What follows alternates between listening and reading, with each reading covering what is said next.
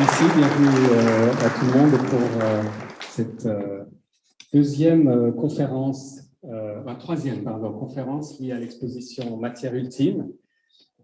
Bienvenue à tous aussi sur Zoom. Je crois que la connexion fonctionne.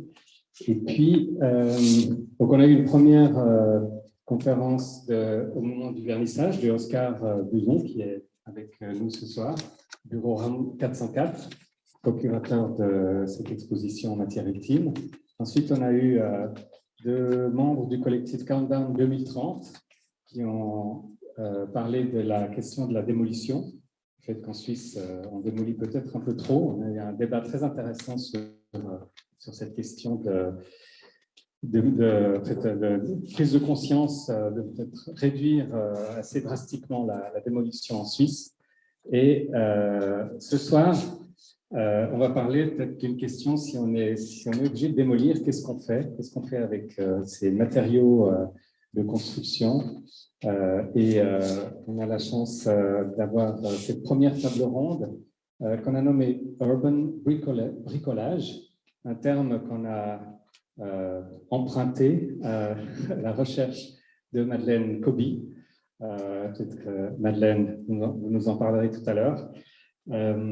Et donc, une première table ronde modérée par professeur Corentin Fivet du laboratoire d'exploration structurale ici à l'EPFL. Et on aura une deuxième table ronde qui sera modérée par Martin Fröhlich, donc Urban Bricolage 2. Ce soir, on parlera principalement d'enseignement. On a sous-titré cette table ronde réemploi de l'enseignement à la pratique. Et la deuxième table ronde abordera plutôt le thème de la recherche. Donc, merci beaucoup. Je passe la parole pour présenter nos intervenants ce soir. Merci. Merci beaucoup, Cyril. Merci beaucoup, Archizone, pour l'organisation de ce débat. Je vais rapidement juste dire qui on a ici autour de la table, puis je vais un petit peu introduire le sujet. Je crois qu'on entend bien. Hein? C'est tout bon. OK. Alors, donc, en effet, Madeleine Coby est ici, professeure à l'Université de Fribourg, socio-anthropologiste de formation et de carrière, on va dire. Valentin Cunik, qui est architecte au bureau Cunik de Morsier. Mélodie Ray, ancienne étudiante de l'EPFL, qui travaille actuellement chez Brix AG. Et puis Célia Kepfer, qui est doctorante à l'EPFL également. Alors, je ne vais rien apprendre si je rappelle en fait que l'industrie de la construction donc, a un impact non négligeable, très important sur l'environnement. Donc, on sait que l'on extrait trop de matière, on sait qu'on démolit trop de matière, on sait que l'on produit trop de matériaux, on sait également que l'on construit de trop. Et puis, tout ça, en fait, nous remet en question l'acte de construction. Et non seulement ce qu'il faut, enfin, ce qu'on doit construire, ce qu'on peut encore construire, mais également, c'est ce qu'on va voir aujourd'hui, comment on peut construire, comment on peut reconstruire. Et le réemploi se situe dans ce questionnement-là. Donc, le réemploi, un des grands R de l'économie circulaire. Le réemploi, donc, il s'impose comme un nouveau modus operandi pour la pratique. Et le réemploi, en fait, qui pose beaucoup de questions, qui re-questionne la pratique de la conception, puisque on ne peut plus concevoir en prédisant ou en estimant que le matériau générique sera disponible à la fin du processus de conception. Il faut aller chercher le matériau à réutiliser, il faut comprendre, se forger une connaissance sur le matériau à réutiliser, comprendre ses qualités de matériaux de réemploi, et puis finalement trouver la meilleure manière de réutiliser ces qualités dans le nouveau projet. Et donc, tout ça chamboule un petit peu la pratique, et qui chamboule la pratique chamboule également la formation, l'éducation. Le thème aujourd'hui, c'était donc le réemploi de l'enseignement à la pratique. On peut se poser la formule inverse, donc le réemploi de la pratique à l'enseignement. On essaiera d'y voir un petit peu plus clair ce soir. Donc on va commencer comme ceci. Je vais d'abord proposer à chaque intervenant de se présenter pendant 2-3 minutes, carte blanche. Il y aura quelques slides par intervenant.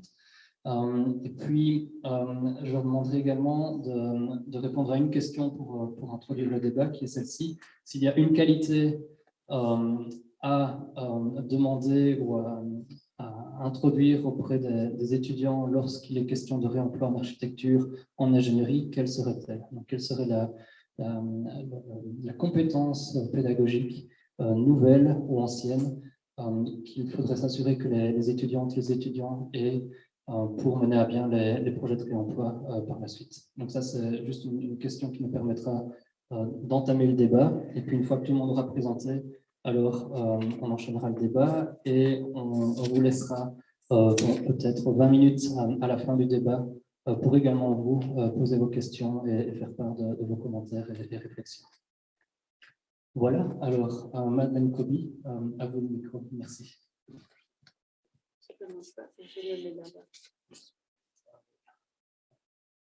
Alors, je vais parler d'ici.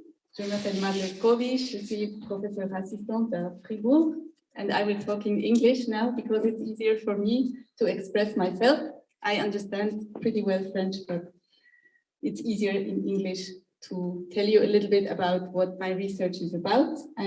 I launched the project Urban Bricolage, mining, designing and constructing with reused building materials.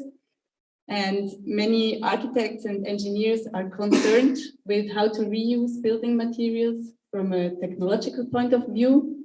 And me and my team, we are rather looking at what people need in order to reuse building materials, what kinds of skills, knowledge, and labor is necessary to reuse building materials.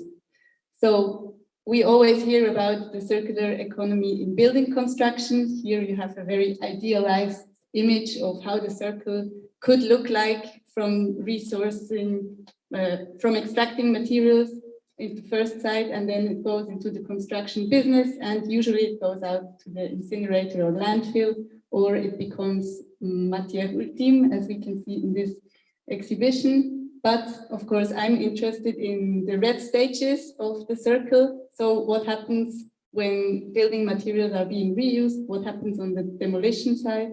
In the reuse company, how do we have to organize the logistics for these materials?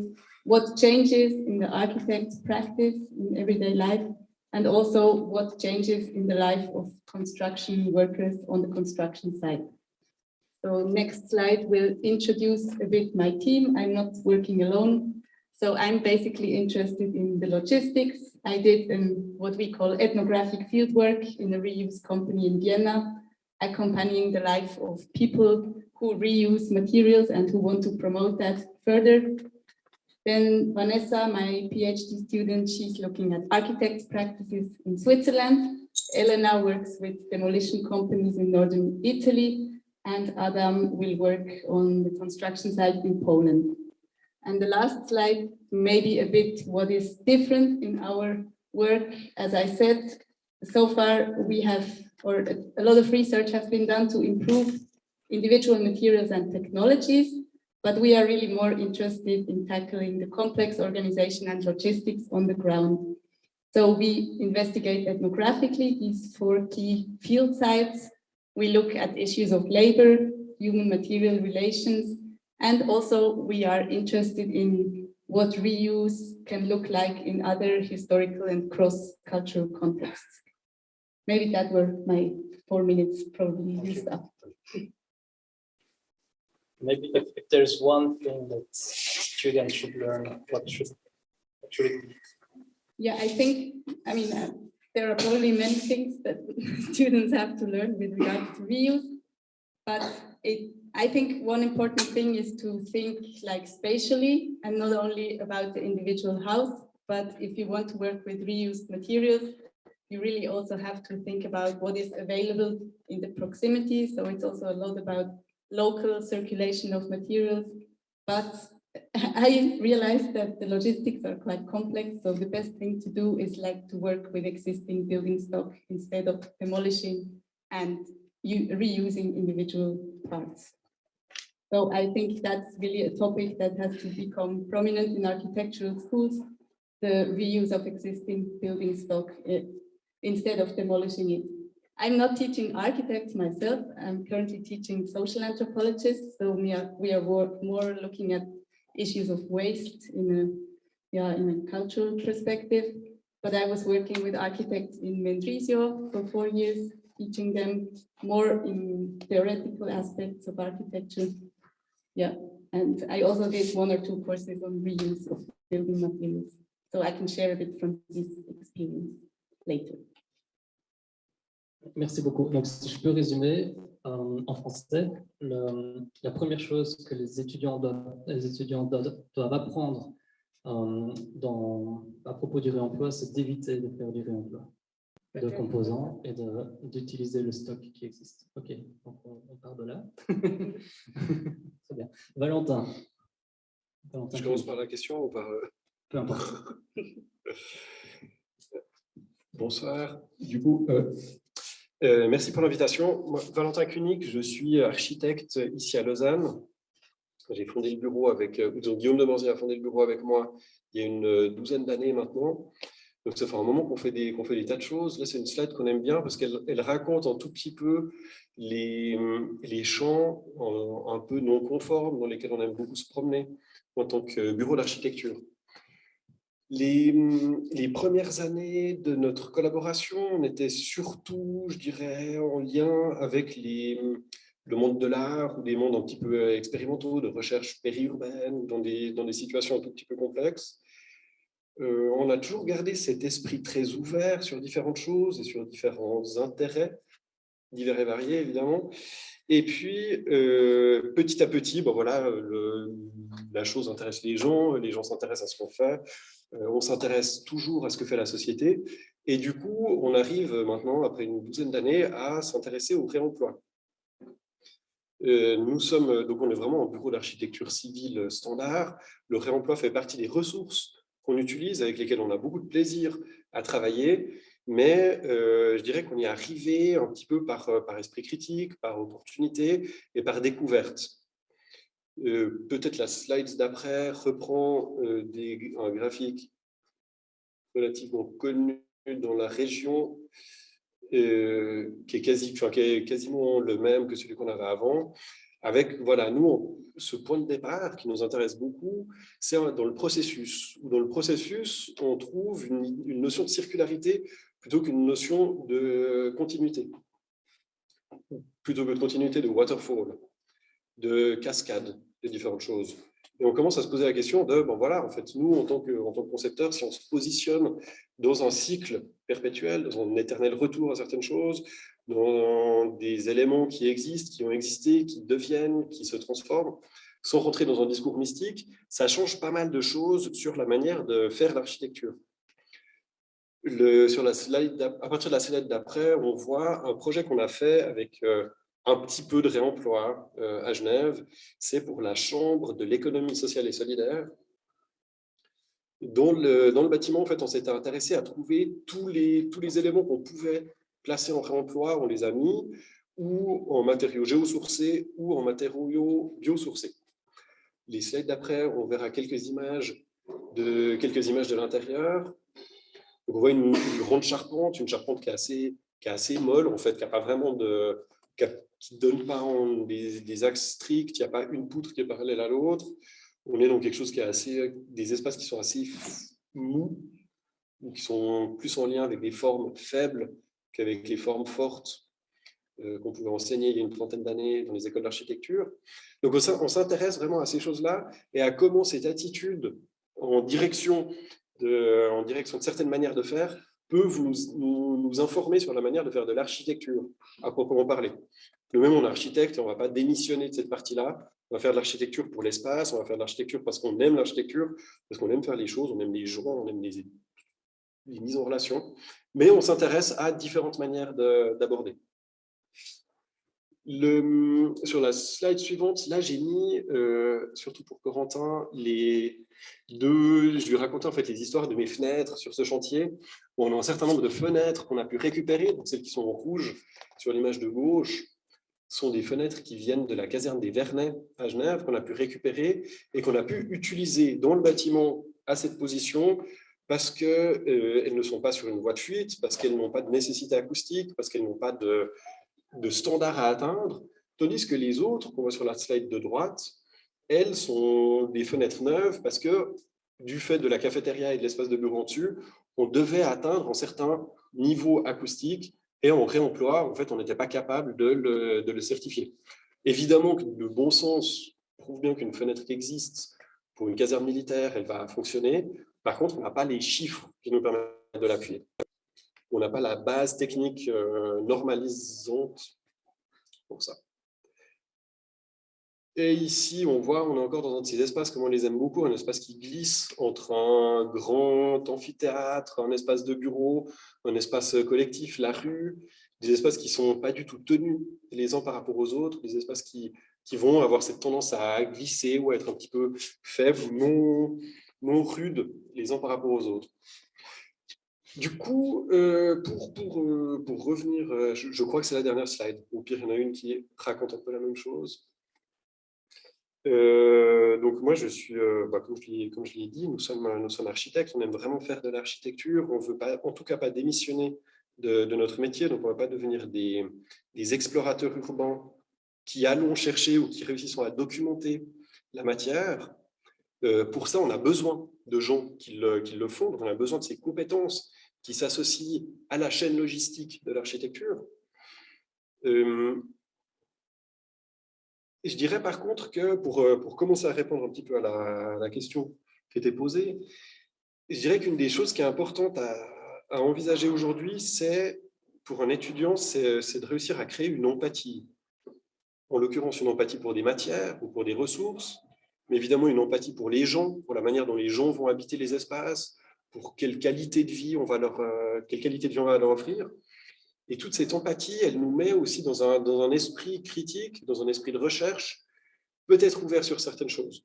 Évidemment que quand j'étudiais ici et que je passais mon diplôme, le réemploi n'était même pas du tout évoqué. Enfin, c'était un truc qui n'existait simplement pas. Enfin, les peintres et les maçons récupéraient le fer macelle qu'ils pouvaient, les WC, parce que pour eux, ça avait du sens de ne pas jeter des choses qui sont encore utilisables. Mais aucun architecte ne se préoccupait ou ne se serait préoccupé d'une chose comme ça. Du coup, dans 10 ans, je ne sais pas quelles seront les thématiques. Certainement qu'il y aura des vagues de réfugiés climatiques, ou alors on va se prendre du chaud ou plus de froid, où il faudra plus de panneaux solaires, où il faudra trouver des solutions. Du coup, aujourd'hui, je pense que le réemploi est vraiment une des questions auxquelles nous devons répondre. Dans 10, 15, 20 ans, aucune idée. Par contre, tant qu'on le fera avec empathie et amour, je pense qu'on va aller assez loin. C'était une réponse. Pas très concise, mais... C'est un beau message, merci beaucoup. Je te passe plus. Mélodie Ray. Merci. Mélodie Ray, ingénieure environnement à l'EPFL. J'ai été diplômée cette année et je travaille maintenant dans l'entreprise Rexag, une entreprise de développement immobilier à Lausanne. Moi, j'ai découvert le réemploi de matériaux de construction pendant ma deuxième année à l'EPFL lors de la semaine ENAC. C'était une semaine ENAC à Fribourg qui s'appelait Second Main Constructive.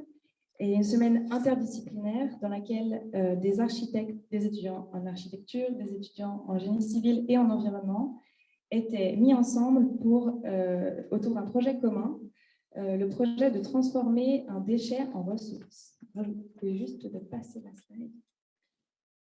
Donc, pour ce projet, nous sommes partis à la recherche de déchets dans les environs fribourgeois, dans les déchetteries, dans la nature. Nous avons récupéré, ici on voit une armature de canapé Ikea. Nous avions aussi récupéré des vieilles portes, des vieux pots de peinture usagés. Et avec du ponçage, du sciage, nous avons fabriqué une jolie table qui est exposée maintenant à Fribourg. Donc, vous l'aurez compris, première expérience de réemploi, vraiment du bricolage. Et cette expérience, elle m'a permis de retenir une chose, plus la ressource est limitée, plus la créativité peut être grande. Ensuite, après avoir obtenu mon bachelor en environnement, j'ai pris plusieurs cours du mineur IDEAS, donc Design intégré, architecture et durabilité. J'ai suivi des cours passionnants comme le cours sur l'économie circulaire, où il y avait Corentin Fivet et Valentin Clunic à certains moments. Et puis, j'ai décidé de réaliser mon projet de master sur le thème du réemploi, mais cette fois-ci pas au niveau du bricolage, mais à plus grande échelle. Donc, j'ai étudié le réemploi de matériaux de construction de halles industrielles suisses, comme on peut voir sur la photo. Donc, de matériaux d'un site gisement qui se situe à Bienne, une halle industrielle d'environ 8000 m², et le potentiel réemploi de matériaux sur un nouveau site receveur qui doit accueillir d'ailleurs une halle industrielle d'à peu près la même dimension et avec des matériaux assez équivalents. Donc, l'objectif de ma recherche était de définir quels éléments de structure peut-on réemployer du site gisement au site receveur. Et puis, le réemploi permettait-il de limiter à la fois les impacts environnementaux et les impacts économiques de la démolition de la halle et puis du réemploi de matériaux. Les résultats de mon étude ont montré que certains éléments peuvent être réemployés et ont un intérêt à la fois au niveau environnemental et au niveau économique, à condition que la conception du réemploi soit faite de manière vraiment poussée. Et pour cela, l'élément limitant, la clé du réemploi pour moi, c'est la motivation des architectes, parce qu'il y a beaucoup de freins dans le réemploi, que ce soit les questions de stockage, les questions de normes, de législation. Mais si l'architecte et le groupe d'architectes qui suit le projet est motivé, alors on a beaucoup de chances de lever tous ces freins. Donc, pour répondre à la question, je pense que les étudiants devraient vraiment développer leur créativité, leur curiosité et aussi leur empathie pour être très motivés dans les projets concrets. Célia, je commence maintenant. Vous m'entendez? Bonsoir, je m'appelle Célia Kupka, je suis architecte de PFL et je travaille comme chercheuse, donc comme doctorante au laboratoire d'exploration structurelle. Je travaille en particulier sur le réemploi de morceaux de béton, donc sur la conception de structures qui vont utiliser des morceaux de réemploi qui ont été récupérés dans des structures existantes qui sont en cours de démolition ou de transformation. Bon, je pense qu'on peut passer à la slide. Et dans ma thèse, je m'intéresse aux expériences passées, aux leçons du passé et aux futures perspectives de cette pratique. Et un des premiers aspects qui, je pense, mérite d'être mentionné, c'est qu'en fait, le réemploi du béton n'est pas une pratique nouvelle. Il existe depuis la fin des années 60 de manière très ponctuelle, mais on a découvert plus d'une cinquantaine de projets qui avaient été construits, dont la structure avait été construite avec des pièces de béton récupérées de bâtiments en cours de démolition. Et ce qui est intéressant, c'était que les raisons derrière ces réemplois étaient multiples. Donc les motivations étaient parfois très, très opportunistes parce que ces pièces étaient là.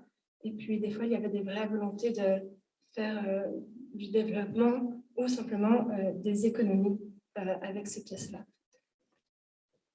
Et je pense qu'on peut passer à la dernière slide. Donc, par rapport aux futures perspectives, oui, le réemploi du béton existe depuis plusieurs décennies. C'est ce que la recherche nous a appris pour le moment.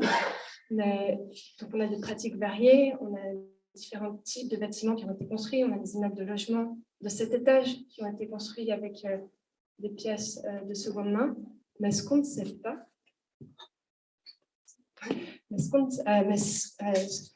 ce qui est à l'inverse, c'est qu'il y a peu de projets. On a quand même découvert que 50 projets. Donc la question, c'est de savoir quelle perspective, quel potentiel est-ce qu'on peut donner au réemploi du béton dans le futur, qu'est-ce que la conjoncture actuelle, qu'est-ce que la valorisation du bâti existant, le réchauffement climatique va changer dans cette pratique, comment est-ce qu'elle va évoluer dans le futur. Et pour terminer, j'aimerais aussi indiquer que j'ai la chance d'être impliquée dans quelques activités d'enseignement, les projets de master, quelques projets de semestre, les semaines ENAC qu'on a vu avant, et puis l'enseignement, j'aimerais dire, optionnel du master, donc pas les cours obligatoires, les cours optionnels en économie circulaire appliquée à l'environnement bâti. Voilà, pour répondre à la question sur la qualité qu'une étudiante devrait ajouter à toutes celles qui l'apprennent déjà dans le cursus, je parlerai en architecture, parce que je ne connais pas assez bien les autres cursus, je dirais que c'est une connaissance sur tout ce bâti pour lequel il y a peu d'intérêt. Une connaissance pour le bâti construit après-guerre, ces bâtiments de logement construits en masse, ces bâtiments commerciaux, ces bâtiments industriels, en fait, pour lesquels l'enseignement d'architecture, du moins du temps où j'étais étudiante, donc il n'y a pas si longtemps, mais il y a quand même, les choses ont beaucoup évolué depuis. En fait, on avait peu d'enseignement sur ces bâtiments-là. C'est des bâtiments peu iconiques, dont on nous parle peu de cette architecture, et je pense qu'un intérêt plus grand pour les étudiants pour ces bâtiments, quelquefois d'une architecture banale, simple, qui passe un petit peu inaperçu, peut agrandir en fait le soin qu'on va leur apporter, donc la manière dont on va les regarder, la manière dont on va prendre les décisions avant de, j'espère, ne plus les démolir, ou alors on va mieux en connaître les méthodes de construction et on va pouvoir mieux récupérer les pièces et les revaloriser. Très bien, merci beaucoup. Je crois qu'on a déjà quelques portes qui ont été ouvertes. J'aimerais d'abord rebondir sur un aspect qui est propre à ces activités du réemploi, qui est celle du sourçage, donc de l'identification des matériaux à réemployer. On a vu dans la pratique qu'il y a des bureaux d'architecture dans lesquels il y a des nouveaux métiers qui se créent, où il y a un chasseur, une chasseuse de matériaux qui est là. On a vu également donc récemment, ces 5-10 dernières années, la création de nouvelles startups, des associations qui se spécialisent dans le diagnostic ressources, dans l'identification des matériaux, dans la revente de ces matériaux, dans l'échange d'informations sur les matériaux. Et puis ici, on a donc la première intervention qui nous explique que non, c'est trop compliqué, le diagnostic ressources, il faut essayer d'éviter de faire du réemploi. Je caricature un petit peu, mais c'est ça le message. On a la deuxième intervention qui nous disait « Ah non, c'est cette identification des matériaux à réutiliser, c'est un travail d'une autre professionnelle que des architectes. Ce n'est pas le travail des architectes, c'est un nouveau service auquel les architectes devraient faire appel, si j'ai bien compris le sens du message. Et puis, on vient de voir que c'était une ingénieure en environnement qui a fait le diagnostic ressources du bâtiment. Et puis, dans les exemples, Célia, que tu as montré, les exemples historiques, ce sont les constructeurs, les entreprises de construction qui ont établi ce lien entre bâtiment source et bâtiment receveur. Et donc, à l'opposé de tout ça,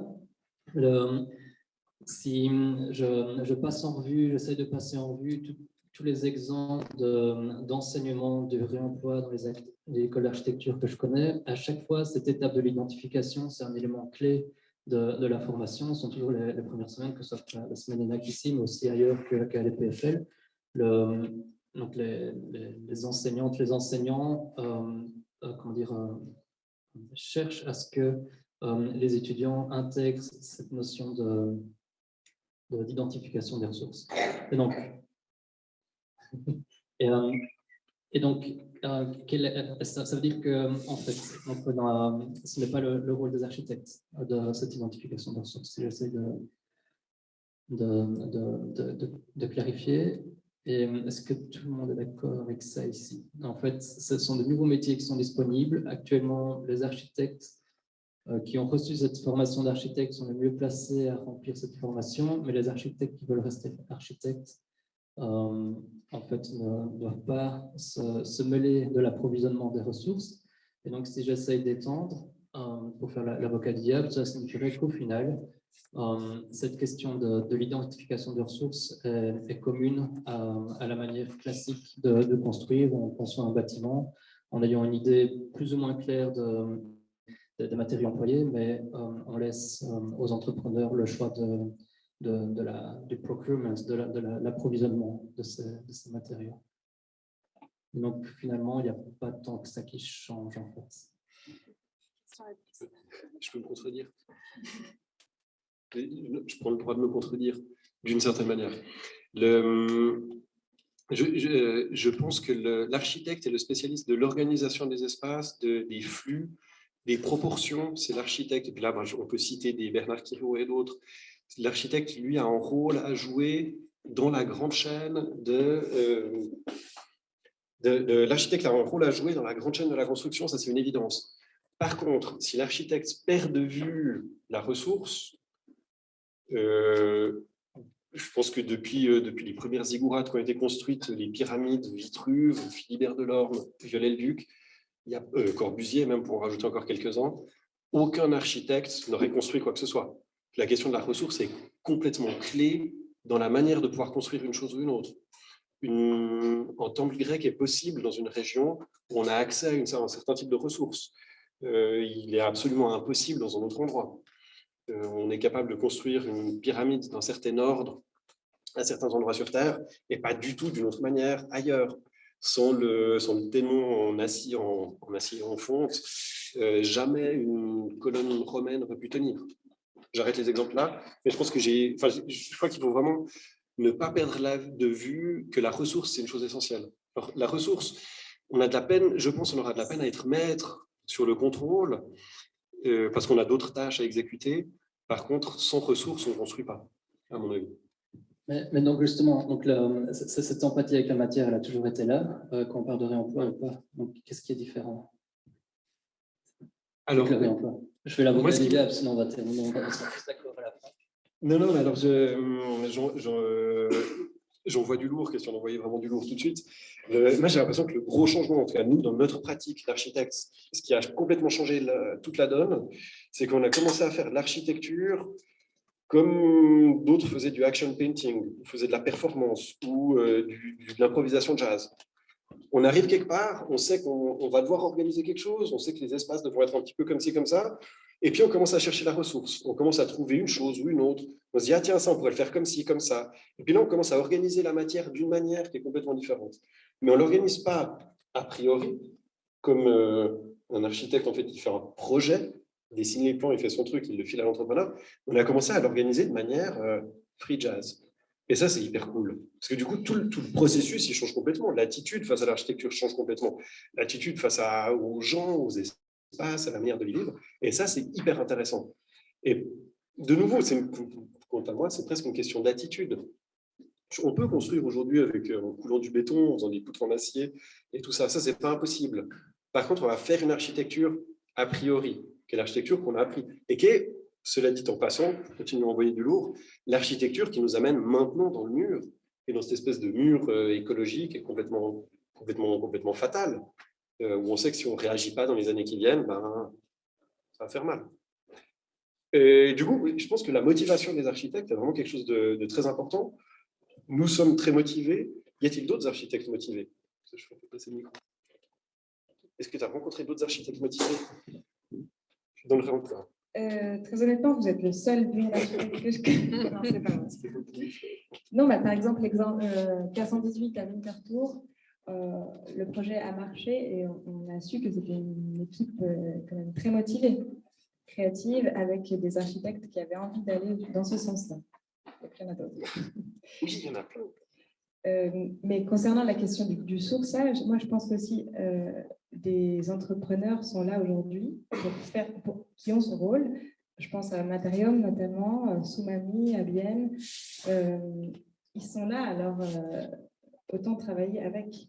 Et je ne pense pas que le fardeau du sourçage doit revenir totalement à l'ingénieur ou à l'architecte.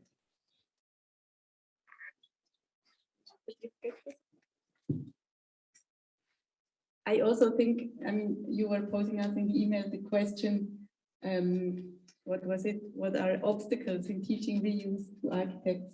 And I think what we should not do is like to say reuse is very complicated and it needs a lot of like, yeah, it's too complicated, you cannot do it. But I think motivation is really important, and then you find ways how to do it. And also with regards to creativity, I think it was mentioned, I don't know who mentioned it, you mentioned it, that actually it enables creativity because you go out of the standardized way of designing. You have to integrate the materials that maybe you would not have thought that at the beginning. And that's also why I called my project Urban Bricolage, not for the end product to look like bricolage, but more for the process. It's really a process of like working and trying to make fit elements that may not have been designed for that purpose originally. So many architects criticize me and say, why do you use the term bricolage? It means that aesthetically it's not nice. But I actually don't want to talk about the end product because I think aesthetically it has really, there are many beautiful reuse projects. But I'm more like going for the process with the bricolage, like really this putting together pieces and in the end you get to a wonderful result. So I think we should not discourage students to go into reuse, but rather encourage them because it opens up ways to live creativity. Maybe you wanted to say something. I can say something. Ce qui est toujours un peu étrange en parlant de réemploi quand on est étudiant, c'est qu'on parle souvent d'un stock fictif. Il y a quelques ateliers qui ont la chance de mettre la main à la pâte et d'avoir un vrai stock, un vrai bâtiment source. En fait, beaucoup des projets souhaitent faire un projet qui pourrait être construit avec des éléments de réemploi. Mais au final, l'idée des bâtiments d'honneur est souvent une idée. Et on a quelques bâtiments d'honneur qui pourraient être utilisés comme bâtiments sources, mais on n'est pas tout à fait certain des matériaux.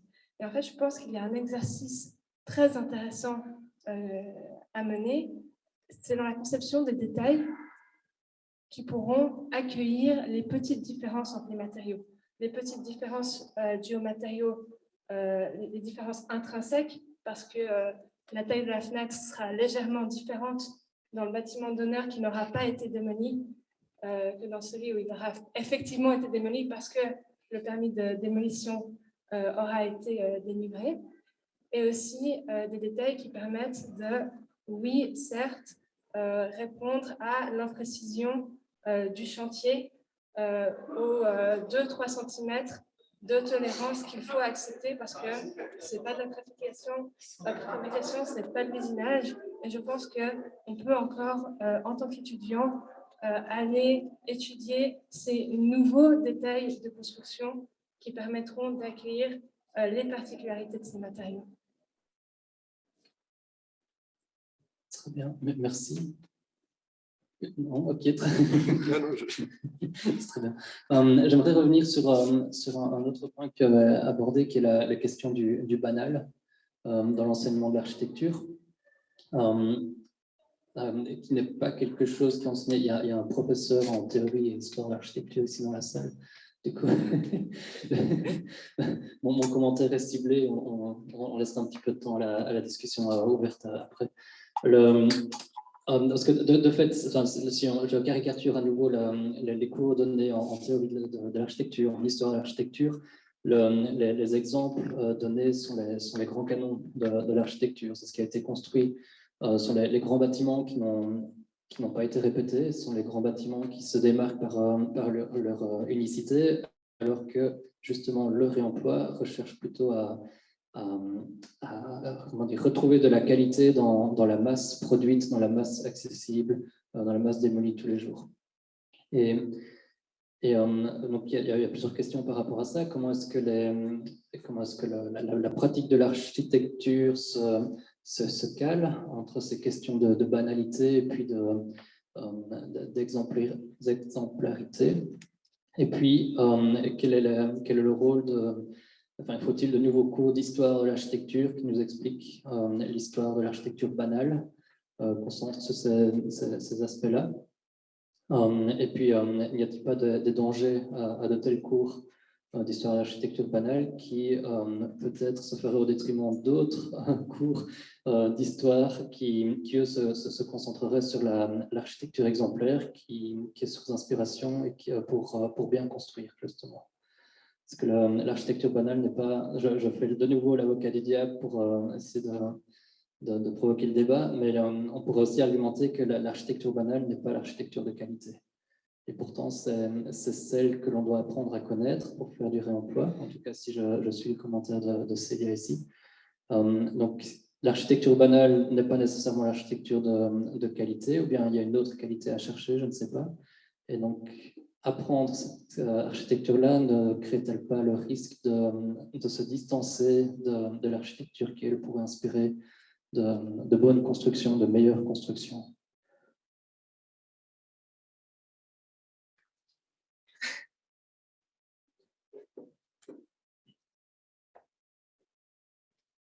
Je me lance. Moi, je suis un praticien. Du coup, je fais vraiment je fais de la pratique. Je fais quasiment pas d'académie.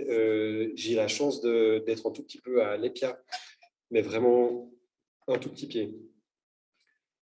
Du coup, effectivement, la question du banal, c'est une des questions. Mes sources académiques, notamment, il y a YouTube et le pavillon de l'Arsenal. Vous pouvez voir plein de vidéos dessus, c'est vraiment assez cool.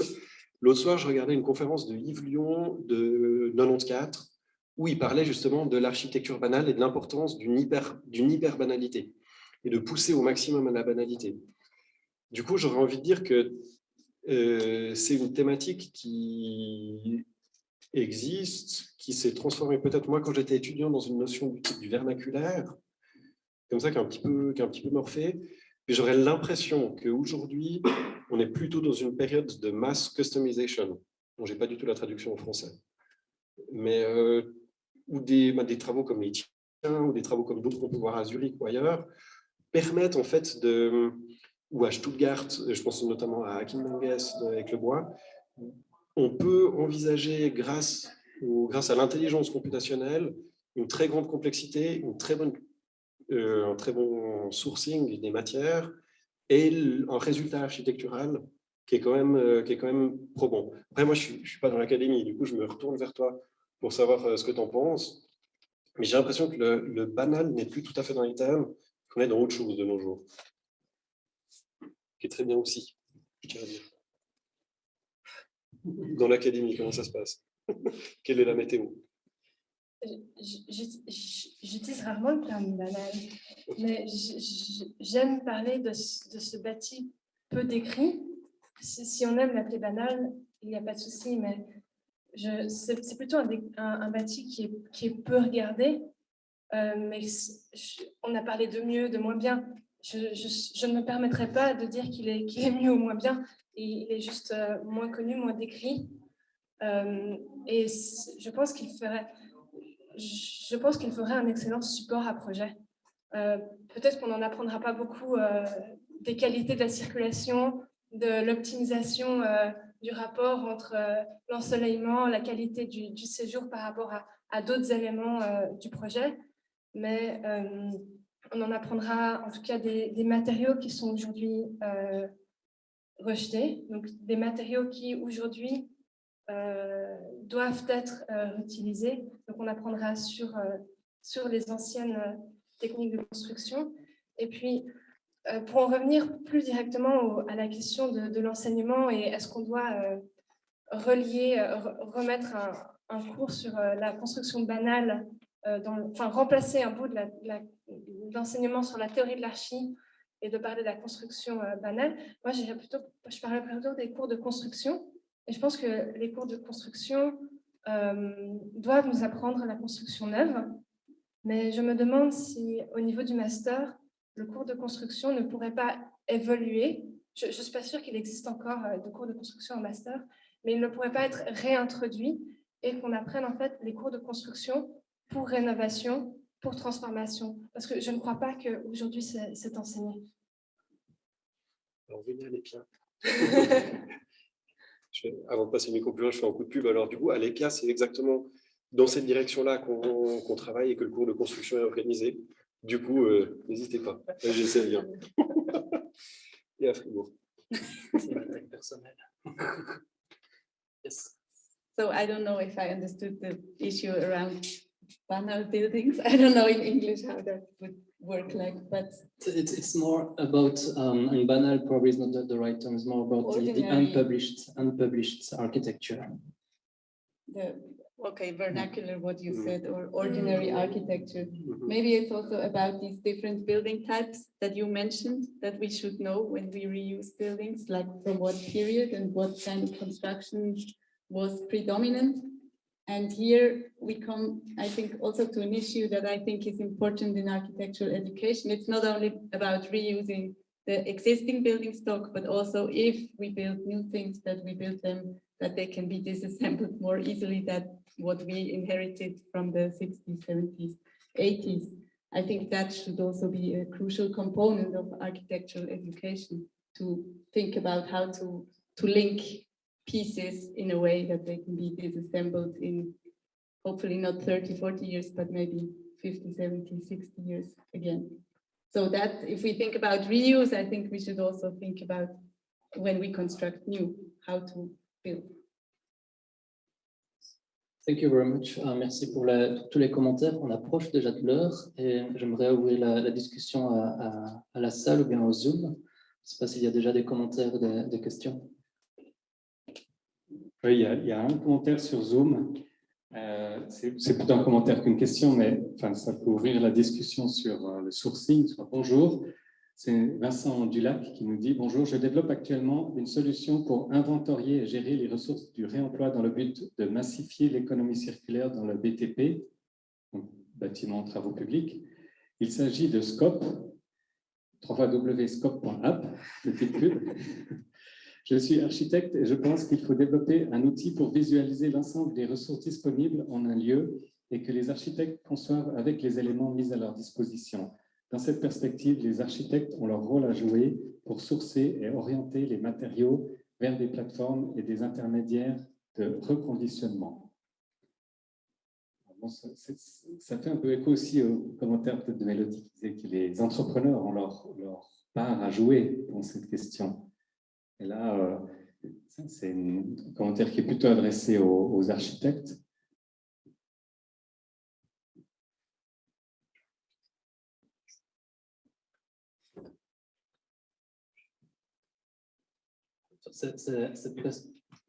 C'est presque enfin, le sourcing, vraiment pour aller à l'extrême, c'est presque du building management, en fin de compte. Est-ce que c'est vraiment la tâche des architectes? Il y a beaucoup d'initiatives. Toutes les initiatives proviennent d'architectes. Les architectes qui les lancent, principalement, ou bien alors des personnes qui sont intéressées par devenir architectes même, ou en tout cas qui se rapprochent de l'architecture. Mais au final, est-ce que c'est vraiment la tâche de l'architecte de faire du building management ou pas? Oui, un commentaire dans la salle.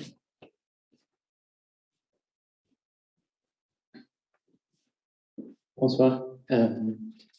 Moi, je m'appelle Arthur Deperret, je suis architecte aussi et j'ai construit aussi en réemploi. Donc, il y a plein de choses, je pense, compléter ou ajouter, enfin, plutôt que des questions. Mais, sur la question du sourcing, ma question, c'est si ce n'est pas les architectes, c'est qui?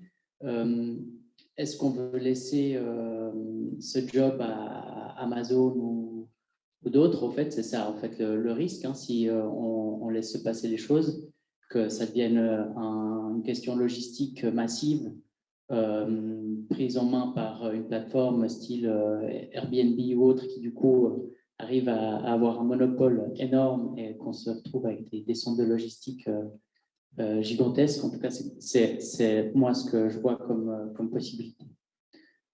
Un autre ajout peut-être globalement par rapport à la discussion, sur le banal, c'est quoi l'architecture banale aujourd'hui? Moi, je trouve que c'est la PPE de base construite par des promoteurs immobiliers qui est en béton et en XPS Et je pense que c'est une des architectures les plus polluantes et les plus destructives qui se fait en ce moment, que ce soit en termes de territoire saccagé, de bâtiments détruits, c'est souvent aussi des démolitions. Et du coup, moi, je crois que quand on fait du réemploi, en fait, on n'est pas du tout dans le banal. Déjà parce qu'on est dans la transformation de bâtiments existants plutôt que dans la création de nouveaux bâtiments. Et après, pour avoir, enfin, moi j'ai fait 2 projets majeurs en réemploi, un qui est bientôt construit, qui est la transformation d'une grange, et un autre qui est un concours pour la ville de Zurich qui va être jugé bientôt, où là, du coup, on a fait du neuf, enfin, on avait un site sans rien dessus, et on nous a donné un catalogue d'éléments de construction de bâtiments qui vont être démolis par la ville de Zurich. Et donc, c'était dans le programme du concours d'avoir tous ces éléments et d'utiliser un maximum d'éléments pour reconstruire. Et là, nouveau, on a remarqué que les solutions sur lesquelles on étaient loin du banal, et au contraire, justement, ça nous poussait dans nos retranchements de notre manière de faire du design habituellement, qui était complètement différente, et des processus de réflexion qui sont aussi complètement différents quand tu reçois un catalogue d'éléments et puis tu dois commencer à composer avec ça. Qu'est-ce que je voulais ajouter encore? Et oui, et je pense qu'un enjeu majeur, ou en tout cas un problème majeur que nous on rencontre, c'est la question des normes et la question surtout des ingénieurs. Au fait, nous, on a besoin d'ingénieurs civils qui soient d'accord de composer avec des éléments de réemploi. Et ça, il n'y en a pas beaucoup. Des architectes qui veulent faire du réemploi, moi j'en connais plein. Des ingénieurs qui veulent faire du réemploi, moi j'en connais un. Et c'est avec lui qu'on fait tous nos projets. Et il est très demandé et il manque une formation cruciale dans le niveau de l'ingénierie civile pour faire du réemploi. Enfin, je ne sais pas s'il y a des ingénieurs ici, mais je pense que c'est là qu'on a le plus gros problème actuellement. Merci. Oui, bien pour reprendre les mots de Mélodie, donc de la motivation de la part des ingénieurs. Oui, il y a, par rapport au premier point, c'est vrai que on dit aussi souvent que le projet commence avec la déconstruction. En fait, il y a même un projet de déconstruction. C'est là que commence le processus. Et en effet, là, ça voudrait dire que les architectes doivent mettre la main sur l'acte de déconstruction également.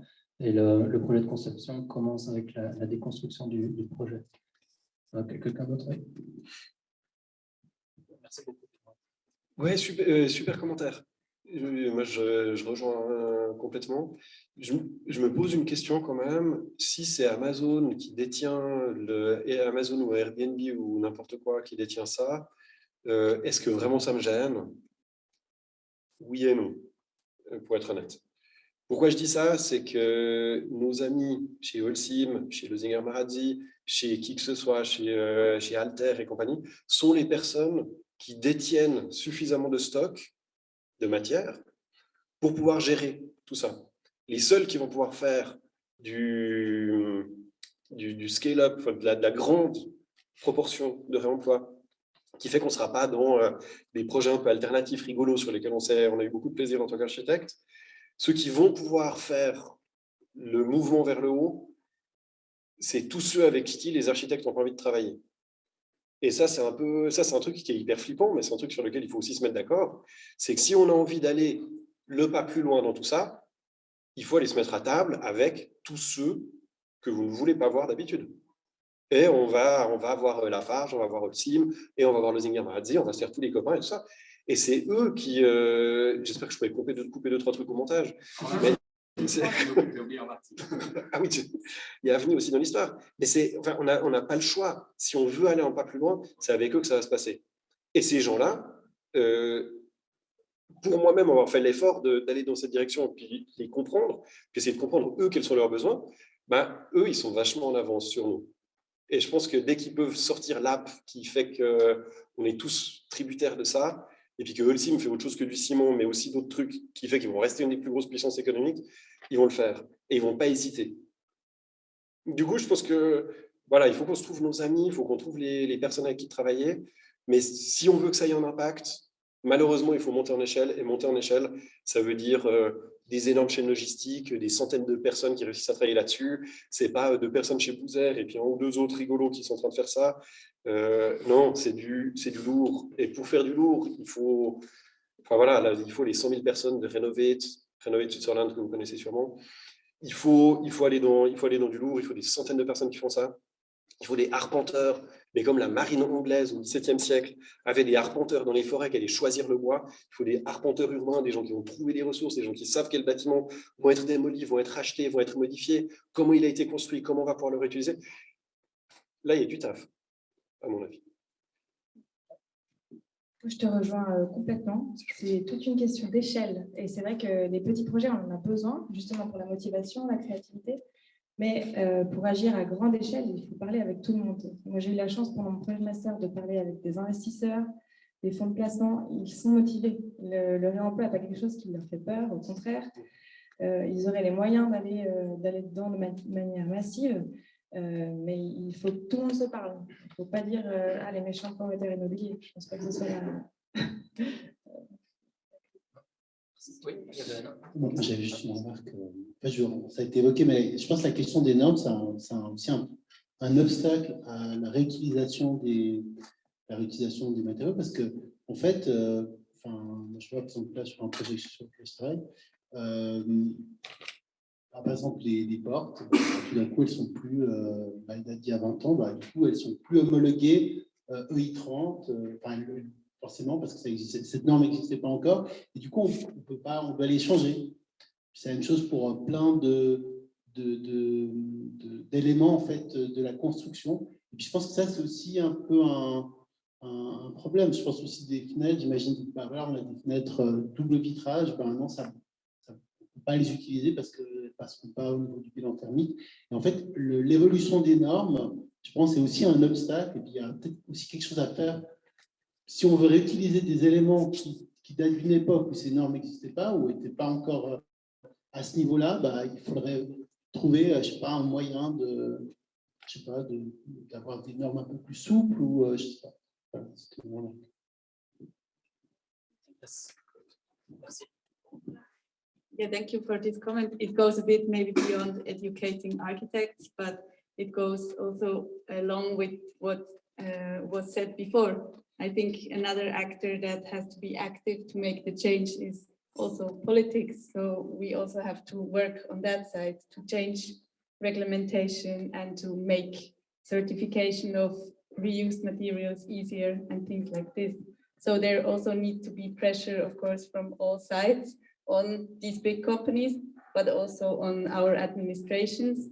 Zurich now accepted, it's not a law, but it's a a decree on circular economy, and they maybe want to push also the construction sector to build more circular. Of course, how they do it is still not clear, but I think architects, engineers, social anthropologists can also be active in pushing these processes and contributing with our knowledge from what we know from research or practice in that field.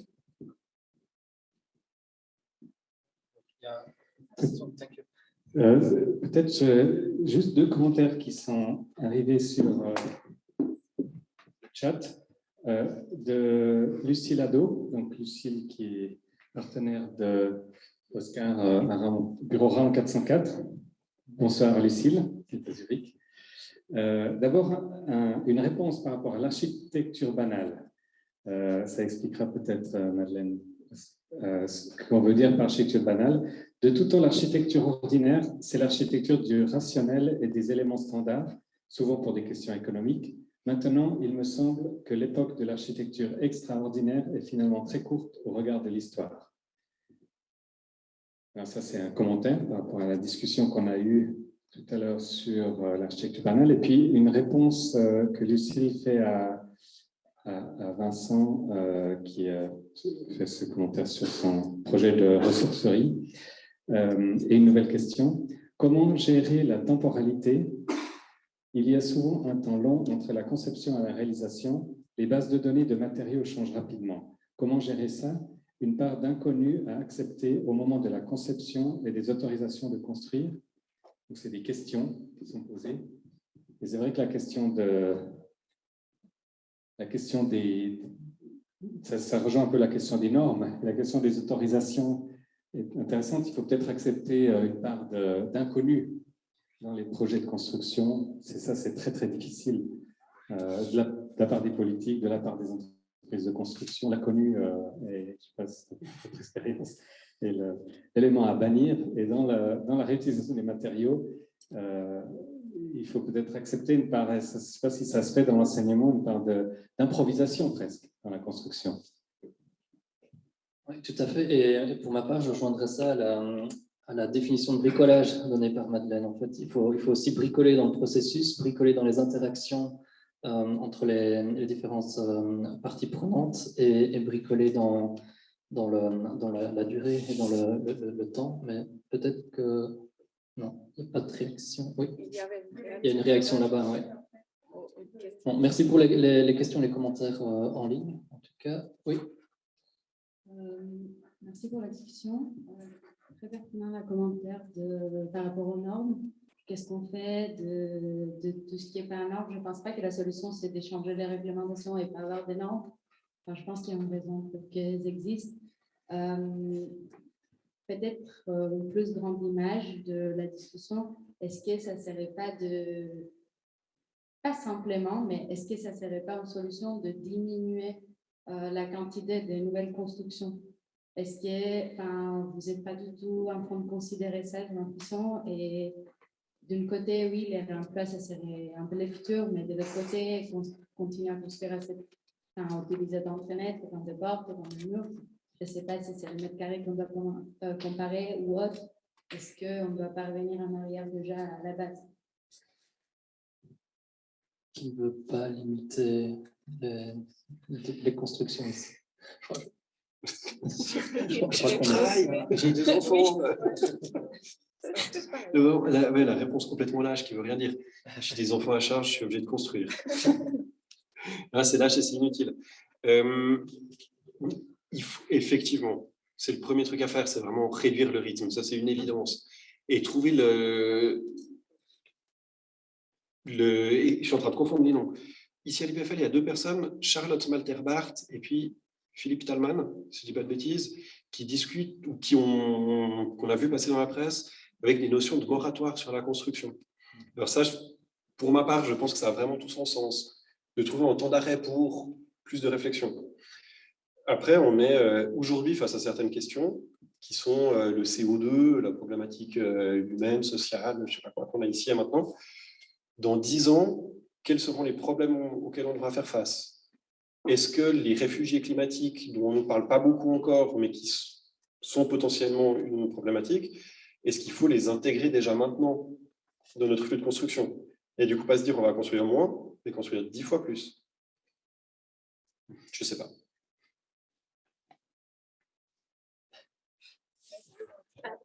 Amazon nous amènera les morceaux de bois des zones sinistrées jusqu'ici, non? Je crois qu'on va laisser le débat sur ce point-là pour l'apéro qui va suivre après.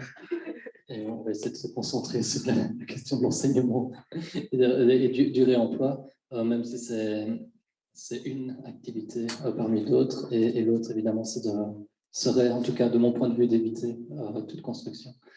En tout cas, de celles qui sont inutiles et superficielles. Mais ça pose un vrai... derrière cette question-là, je crois qu'il y a une vraie question, c'est que si un des objectifs serait de construire moins, que devient la formation d'architecte? Et c'est ça l'enjeu aussi, en fait. Et que devient la pratique de l'architecture? Alors, il y a plein de pistes, mais... Et comment la discipline existe et rentre dans comment dire, une dynamique économique qui fait que la profession reste valorisée. Ouais.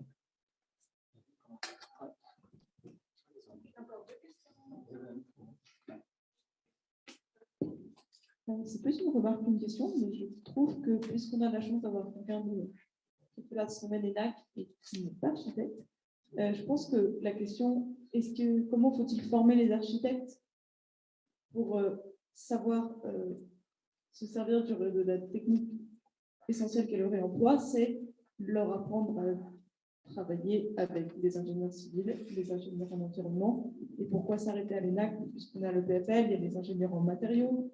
Et c'est à apprendre à travailler ensemble. Et effectivement, ça ne doit pas...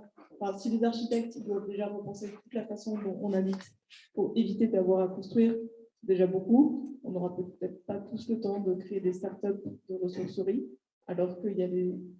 Pourquoi ne pas faire confiance à ceux qui sont autour de nous, qui, à mon avis, en savent bien plus sur les propriétés des matériaux que nous. Donc, je ne pense pas que ce soit la charge des architectes. La responsabilité, par contre, c'est d'apprendre à communiquer, à dialoguer pour pouvoir faire des choses qui tiennent debout à la fin quand même. Si c'est pour les détruire 3 ans après, ça n'avait pas de sens de faire du réemploi. Mais je pense que c'est plus dans cette direction que doit aller l'enseignement. Et aujourd'hui, c'est très cloisonné, même dans ce genre d'école. On dit, à l'EPFL, c'est cloisonné. Comment ça se passe dans les autres parties du monde où il y a plus des écoles d'architecture? Merci. Autre réponse. C'est plus une remarque. Ce serait bien effectivement d'avoir un moratoire de la construction, mais la réalité est que la Suisse grandit et que la population augmente. On connaît les statistiques. La Suisse reste un pays refuge au niveau européen, que ce soit au niveau climatique, au niveau de l'emploi. On est quasiment à 0 emploi. Donc la Suisse doit grandir. Et c'est vrai, on a vu beaucoup de petits projets de réemploi qui sont très intéressants, très stimulants, très riches aussi, mais on est confronté finalement à construire de la masse, et beaucoup. Et je pense qu'un des enjeux, c'est de comprendre comment intégrer dans des processus qui sont tout de même assez longs, au niveau aussi de permis de construire, etc., au niveau aussi politique, dans des projets relativement grands, cette question du réemploi qui, effectivement, pose beaucoup de questions et qui demande finalement beaucoup de flexibilité. Et qu'est-ce que l'architecte peut lâcher comme espace, aussi espace, non seulement d'espace de pensée, de l'espace réel, et comment réfléchir à des espaces qui permettent finalement cette insécurité ou cette incertitude du réemploi. Avec aussi la notion finalement, plus on construit, est-ce que le réemploi, avec cette compréhension qu'en fait, on a besoin de construire relativement beaucoup, est-ce que le réemploi, c'est quelque chose qui est vraiment porteur dans cette dimension de croissance, ou ça restera quelque chose de niche qui sera plutôt dans le bricolage, dans l'exceptionnel? Est-ce que ce sera peut-être le nouvel exceptionnel, ce bricolage, cette banalité nouvelle? Alors, j'ai mes commentaires, mes réponses, mais je crois que je dois laisser la parole. Je ne sais pas si quelqu'un... Merci beaucoup, en tout cas, pour le commentaire. Quelqu'un veut réagir par rapport à cela? Peut-être juste, enfin, en tout cas, personnellement, la première question, c'est est-ce qu'on a vraiment besoin de construire du neuf ou est-ce qu'on n'a pas plutôt besoin de pouvoir accueillir plus de personnes? Parce que un grand, comment dire, plus que d'augmentation de population, ce qu'on remarque, c'est l'augmentation de mètres carrés par personne. Et c'est peut-être la partie du problème aussi à questionner et où les architectes devraient mettre la main à la pâte, sur laquelle les architectes devraient travailler. Et puis, en effet, la question de la niche, est-ce que là, le réemploi resterait une niche? Moi, j'espère que non. Mais il y a encore un grand point d'interrogation. Ouais. On en est encore à ce niveau-là, ouais. En effet. Ouais. J'avais encore juste une remarque. Bien sûr qu'il y a aussi un enjeu par rapport au coût. Je viens l'exemple des portes parce que c'est un truc qui est j'ai fait de précision. Et en fait, donc de nouveau, c'est des portes qui sont déjà coupées aux normes. Il faut changer toutes les portes. Voilà, elles sont là depuis 20 ans. C'est simplement des questions de normes. Et puis, j'étais face à l'expert, je pense, sécurité incendie, puis je lui dis, mais est-ce qu'on ne pourrait pas juste adapter ces portes pour essayer de faire en sorte qu'elles répondent aux normes plutôt que de les jeter et puis d'en mettre des neuves. Et puis en fait, il y avait 2 questions. Il y a la question de l'homologation, c'est que qui va prendre la responsabilité de dire oui, elles sont à la fin content la bonne norme. Et puis aussi la réponse qu'on a faite, c'est en fait, si on les adapte, ça va être plus cher que de mettre des neuves. Et alors, je ne sais pas, il y a aussi, je pense, quelque chose à trouver par rapport au coût. Alors, je ne sais pas si le fait que le coût la matière augmente, ça va justement aussi nous aider, ou s'il faudrait introduire peut-être une taxe par rapport à ce qu'on élimine pour équilibrer, parce que en tant qu'architecte, on doit aussi, face au maître d'ouvrage, on doit aussi argumenter, malheureusement aussi par rapport beaucoup, en fait. Ici, en fait, de jeter puis de mettre du neuf, ça coûte moins cher, bah, c'est aussi, voilà, c'est compliqué, quoi.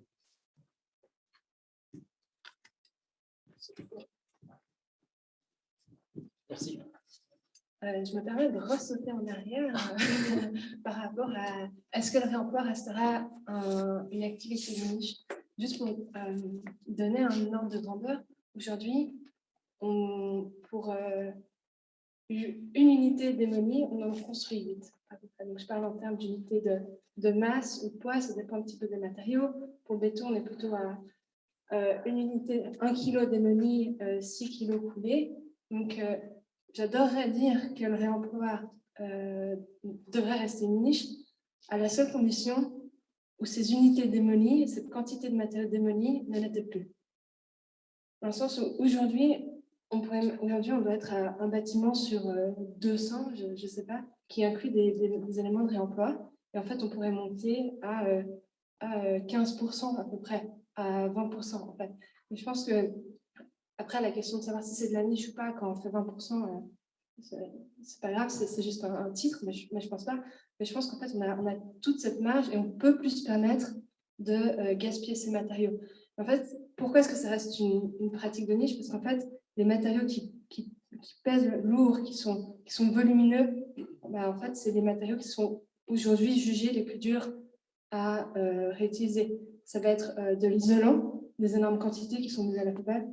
Ça va être, j'en reparle encore, mais ça va être du béton. Et c'est ces matériaux-là qui, aujourd'hui, ne donnent envie qu'à peu de monde d'être réutilisés, qui sont envoyés au recyclage. Et en fait, c'est ces efforts sur ces matériaux qui sont plus visibles, qui doivent encore être fournis pour alors dire si le réemploi doit ou non être poursuivi. Une réaction par rapport à l'homologation et les coûts, parce que le commentaire est revenu plusieurs fois, mais... Alors, moi, je suis complètement d'accord. Effectivement, il n'y a rien de plus absurde que de se retrouver face à une porte qui a tenu 20 ans, puis c'est un nouveau produit qui vient de nulle part, qui lui-même est homologué. C'est d'une absurdité sans fin. Philippe Simet, dans le projet qu'il a mené avec son agence, enfin l'agence dans laquelle, en tant que philosophe, il travaille à Paris, s'était préoccupé en fait de cette notion de garantie. Et en fait, pour lui, il y a une espèce d'inversement qui devrait exister, que ce n'est pas un produit qui vient de l'industrie et qui est garanti, et celui qui existe déjà n'est pas garanti, mais c'est celui qui existe déjà qui est là, on voit, on peut le toucher, il est palpable, cette chose est là, elle existe, elle a son droit d'existence, et c'est l'autre qu'il faudrait réussir à prouver ou à plus réussir à amener. Est-ce que ça passe par des taxes? Est-ce que ça passe par d'autres choses? Je ne sais pas. Mais cette inversion du tort, le tort, c'est le produit neuf, ce n'est pas le produit existant.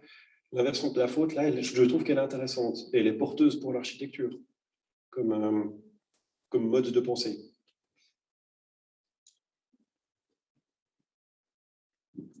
Juste pour rebondir sur la question de la réglementation, moi je trouve aussi que c'est très important de changer les réglementations maintenant rapidement.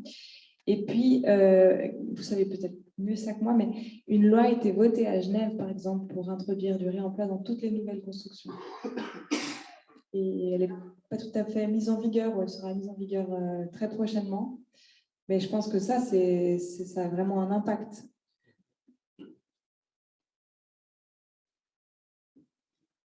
Ouais, et en fait, peut-être par rapport à la question du coût, je crois qu'il y a aussi ça rejoint encore le commentaire des nouvelles interactions à trouver, mais je crois que c'est faux de comparer le prix d'une nouvelle porte juste au prix d'une porte de réemploi, en fait, parce qu'en réutilisant la porte, on va éviter sa mise en décharge, ce qui va coûter aussi de plus en plus cher. En fait, actuellement, enfin, ce qu'on peut mettre en évidence, c'est que là où les opérations de réemploi sont financièrement bénéfiques, c'est là où le maître d'ouvrage de nouveau bâtiment est également propriétaire des bâtiments à démolir. Et de nouveau, ça, on y revient, mais ce sont les grands propriétaires fonciers, ce sont les grandes entreprises de construction qui ont la main sur ce bâti et qui, elles, pourraient normalement facilement faire des opérations financièrement bénéfiques en faisant du réemploi. priori. Et puis, mais elles ne vont pas nécessairement travailler avec les architectes qui sortent d'ici. Oui, il y avait un commentaire là-bas. Moi, je voulais juste je vais réagir à plein de choses là, mais sur la question des normes, moi, une réflexion que je me fais, c'est qu'en fait, bon, quand on construit du neuf en béton, etc., on contribue activement à détruire la vie sur Terre, en gros. Hein.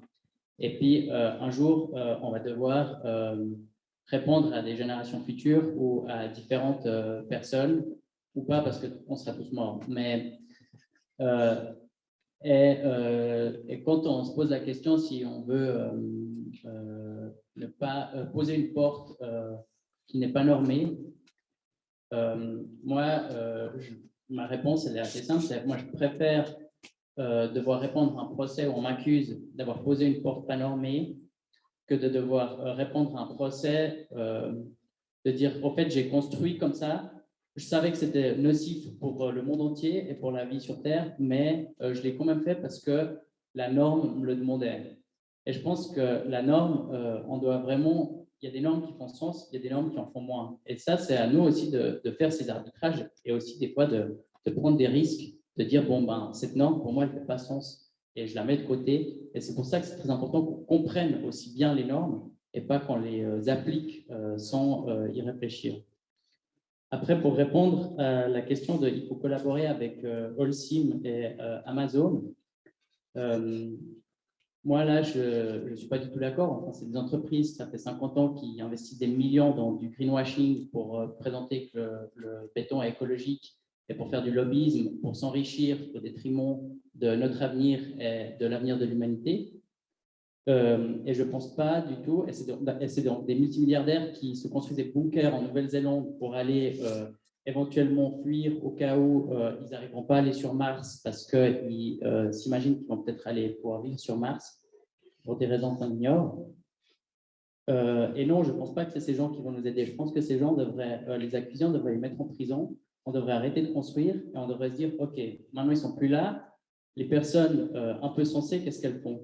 Et c'est là que nous, maintenant, on se posera la question comment construire différemment. Et je pense que c'est quelque chose qui doit venir d'en bas et ce n'est pas quelque chose qui doit venir, et on ne doit pas compter sur elles et sur eux, surtout sur eux, parce que c'est des hommes principalement, de se dire que c'est eux qui vont venir avec les solutions. Parce que c'est des personnes qui savent depuis environ 50 ans où on va et qui font tout pour pouvoir continuer d'aller dans la direction qui leur convenait et qui leur permettait de garder leur pouvoir. Voilà, merci. Très bien. Alors, je vais conclure après ça. Ce qui est touché ici, c'est la responsabilité éthique des architectes, en fin de compte. Et si je peux faire un lien avec le thème du débat ici, probablement que, et on le voit déjà en fait, mais de plus en plus, cette responsabilité éthique fait partie des compétences, comment dire, être critique par rapport à cette responsabilité éthique devient une nouvelle compétence attendue des architectes, des constructeurs, des ingénieurs. Et peut-être que ça, c'est également un point nouveau, ce qui n'était pas présent dans les cursus il y a 5-10 ans, qui devient de plus en plus crucial. Je vais dire, peu importe la position que l'on prend par rapport à ces questions d'éthique. Voilà, je propose de s'arrêter ici parce que le temps passe, on doit boire, on doit manger, on doit continuer de discuter plus librement. Merci beaucoup Madeleine Coby, Valentin Kunik, Mélodie Rey, Célia Kupfer pour ce débat. Merci beaucoup à tout le monde ici pour la participation à ce débat. Gardez vos questions pour la prochaine séance, donc Urban Bricolage 2, qui aura lieu dans un mois. Bientôt. Le 14 novembre, donc c'est tout bientôt. Merci beaucoup, bonne soirée.